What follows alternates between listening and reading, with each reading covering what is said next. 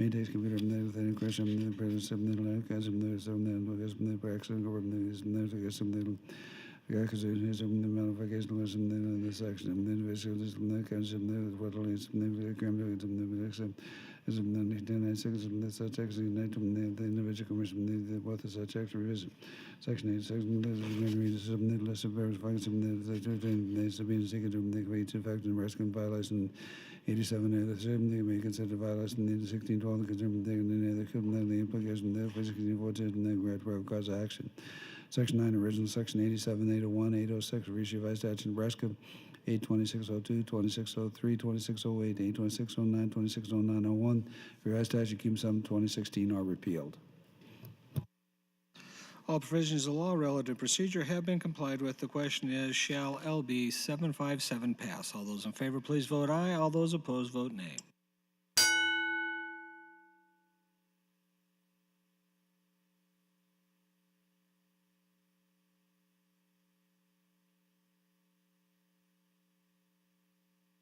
Please record.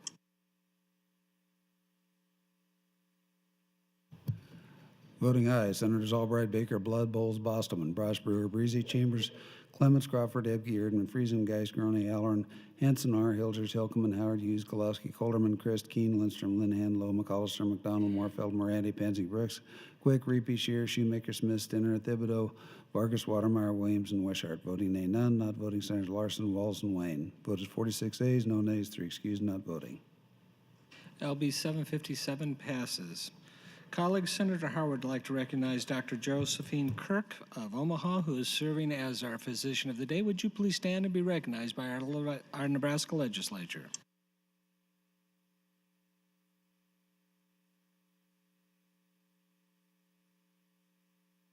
We'll now proceed to LB 275. Mr.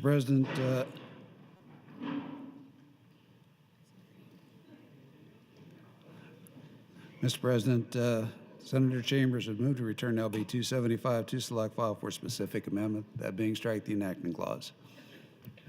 Mr. Chambers, you're welcome to order. Thank you. Mr. President, members of the legislature, Senator Smith just demonstrated one of the reasons I don't sit down in these chairs. However, I don't believe that Senator Smith was to be the target. I think I was to be the target, but they just got us mixed up because when you look at him and look at me, we do kind of look alike. We're both males. We're both members of the legislature. And now down to some business which is serious, disturbing to me, and I'm going to be distracted from what I wanted to talk about on this motion. But in order that I can make it clear why I'm doing this, as I've stated at earlier stages of discussion, Senator Hughes persuaded a number of my colleagues to not vote to advance this bill of mine, which relates to the black-tailed prairie dogs. That bill number is 449, and I have prioritized it. However, I am following the advice of the father of the late John F. Kennedy and Robert F. Kennedy, who said, "Don't get mad, get even," with the refinement that Senator McDonald gave to me, which says, "Forgive your enemies, but don't forget their names." I have on my desk one of the, I guess they'd be called postcards, that are in a package handed out to all of us, and they are handed out by the Great Plains Ectotourism Coalition, which is committed to promoting environmental conservation and to building thriving communities through nature-based tourism in the Great Plains. The various sites that they mention and critters, there's the Bison Rebirth Area, Rails to Trails, Butterfly Byway, Crane Country, Flights of Fancy, Fossil Freeway, Pelican Lake, seas of grass, dancing chickens, scenic rivers, starry skies, and prairie dogs. And the one that relates to prairie dogs shows 3 of them atop the ground. A large one is standing upright, and 2 are looking at you, and they look like they're smaller. Then in one of the cutaways of a tunnel, you see another small prairie dog looking out at you if you're looking at the card. On the front of this card, it says, Great Plains Ecotourism Coalition, Centers for Great Plains Studies, Lincoln, Nebraska. Prairie dogs, see a town underground. This comment, the prairie dog was once a major part of Great Plains life. Vast prairie dog towns stretch for miles across the open prairies.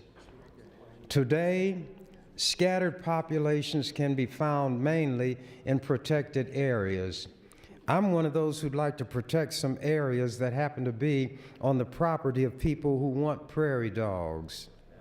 How is it, or how ironic is it, that an animal which is ballyhooed as a tourist attraction for this state is to be exterminated if certain people have their way by allowing the government of a county to send agents, whomever they choose, onto that property, which is not in the possession of one who wants to kill prairie dogs, but it is adjacent to the property of someone who does.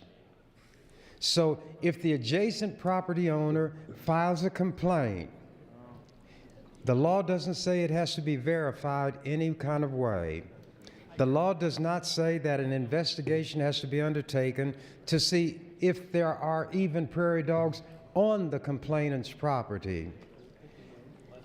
There is no investigation to determine if there are prairie dogs. Did they come from the property of the one complained against? Could they have come from the property of other adjacent property owners? None of that is required. Then a whole panoply of horribles will unfold that impinge on the property rights of the one complained against.